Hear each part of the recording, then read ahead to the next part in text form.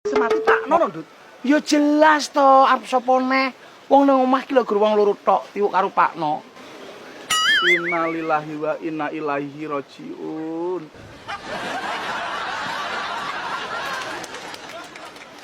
Lah we nangis karo guyu to, Di. Padumu seneng to we?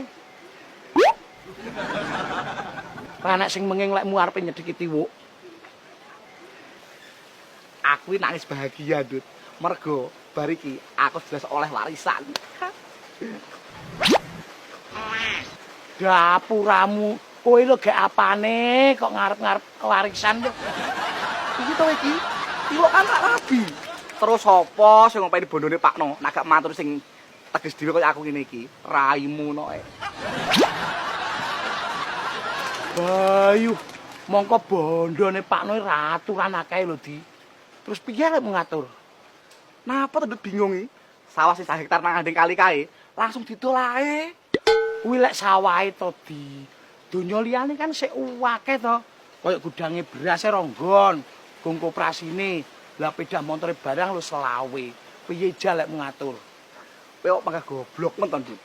Gudang beras loro, sing siji didol, lah sing sijine ben dikelola Pak Puhku. Koperasine dicekel wong kan yo kenek. Nak masalah montore, dum-dume yo kenek to, Ndut. Kok bingung to kowe iki. Beh, sing mbok dumi kok batihmu tok to, Di. Mbok aku sing bolo muplek ora mbok pikir blas piye to?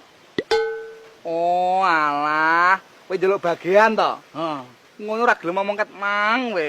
Terus kadung tak data arep nrubah ra penak karo wong-wong aku engko. Sik Ndut, sik. Tak eling-elinge sik, koyo jek enek kok. Nah, aku eling. Jek sitok kendaraane. Beda motor lanang kita. Sepeda motor lanang biasmu iki. Sepeda ontele Tiwuk, tapi yo kuwi renek rodone kabeh gelem apa ora we. Gak apa-apa Di renek rodone. Engko tak pangkule. Sing penting aku mbok data lho sayem.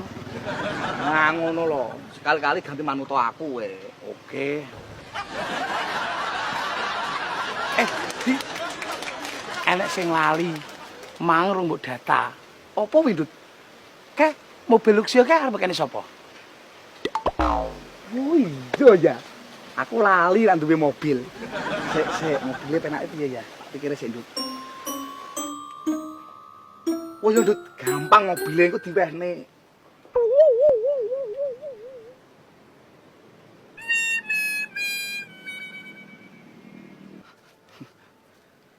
Mobilnya diwehne Pakno to, Ndut. Paten nggone Pakno. Bah piye to iki?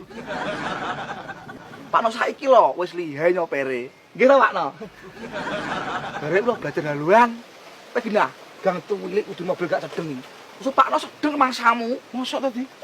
Yo karo Pakno lho mobil diereng ning ngene. Sang lihai nyopere. Nggih to, Pakno? Akhire wong ro ngater mobile Pakno kabeh. Nyapo dadak ngen nyater rono-rono. Langsung diplindes ndasmu ben meledos ngono. Kok iki? Ngono. Pandut seket mang kene. Pandut patakmu sigar kuwi. Nyapo sawah sing 2 hektar ning ngandeng kuburan ki rambut dol pisan dadak mbok ngengeni. Kuwi kan bandamu to. Ndut. Lalu kok malah meneng ae to? Mau sabage pedah noke. Omongan toki. Pedahe dikepruk ndasmu kuwi ben pecah ngono. Kok main keprok ae to Pakno, enggak suka aku. Sampane yo ngono, Pakno. Mosok karo calon mantu kok Cangkemmu barang njaluk didopak ben mundak jeber ngono. Nyapo kowe malah guyu. Kenapa ramu ngono? Rungok-rungokne lha kok ngabangne kuping. Wong sik urip bondo trimo ape mbok nggih roman. Janji mbok baleni neh. Tak gecek kabeh.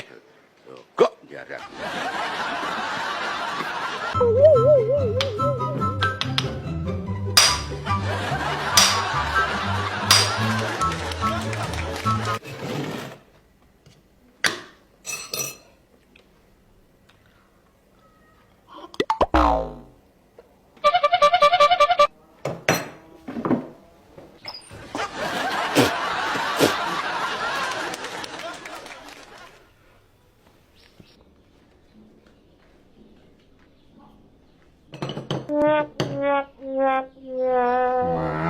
Walah, kijane kopi po dedak to.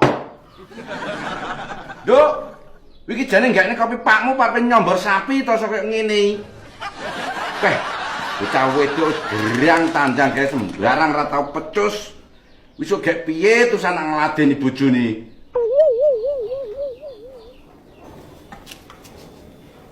Sing pengen duwe bojo ya sapa?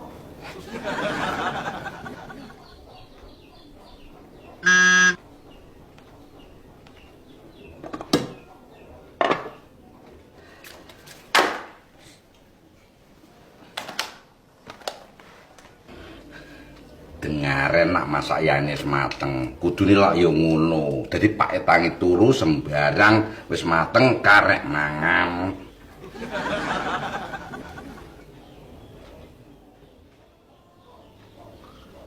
Lah mbok yo ngono sing petel umbah-umbah.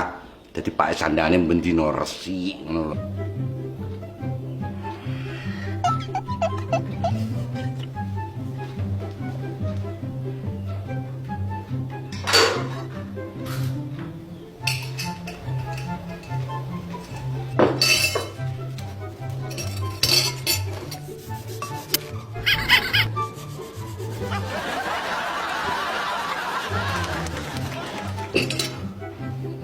Jane landep.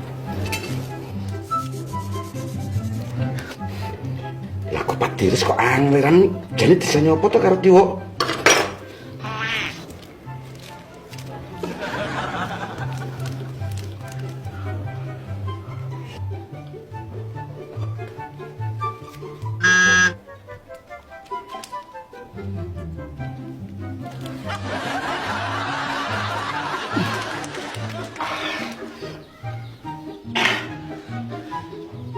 Beh.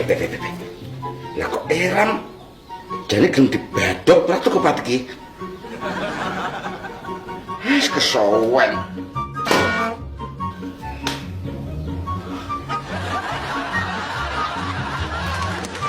Aduh, blokok kendaraan. Lah kok malah ngena indas toh.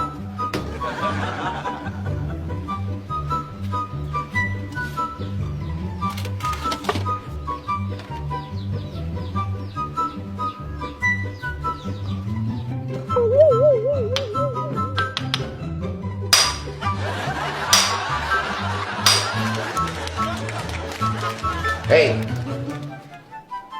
susunan angga kopat senono semen terus coren pisan kono lho. Arep mangane dedek leren bukan betel.